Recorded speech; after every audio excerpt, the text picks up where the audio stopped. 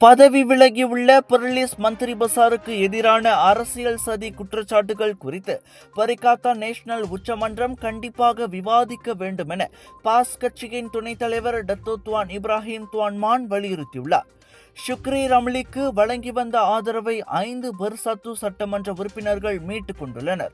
ஆனால் ஆதரவை மீட்டுக் கொள்ளுமாறு உத்தரவு ஏதும் தரப்படவில்லை என பெர்சாத்து தலைவர் தான்ஸ்ரீ முஹிடின் யாசின் கூறியுள்ளார்.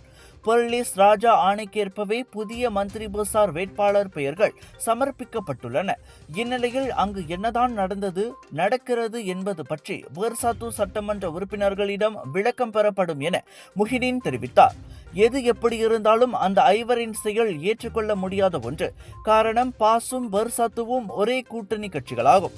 இப்போது பொருளிஸில் தேவையில்லாமல் அரசியல் நிலைத்தன்மை பாதிக்கப்பட்டுள்ளது. எனவே இது குறித்து பரிகாத்தன் உச்சமன்றம் விவாதித்தே ஆக வேண்டும் என துவான் இப்ராஹிம் வலியுறுத்தினார்.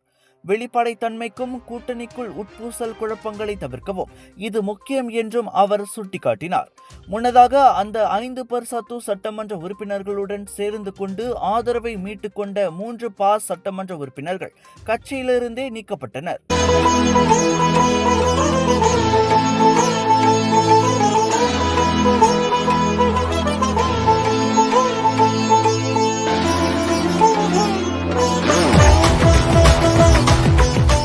அரசாங்க பல்கலைக்கழக அங்கீகாரத்துடன் வேலை செய்து கொண்டே படிக்க ஒரு அரிய வாய்ப்பு. வத்திகா ரிசோர்சஸ் ஏற்பாட்டில் ப்ரொஃபஷனல் பேச்சுலர் இன் பிசினஸ் மேனேஜ்மெண்ட் கல்வி வாய்ப்பு. திறனை மேம்படுத்தி வாழ்க்கையில் முன்னேற உடனே தொடர்பு கொள்ளுங்கள்.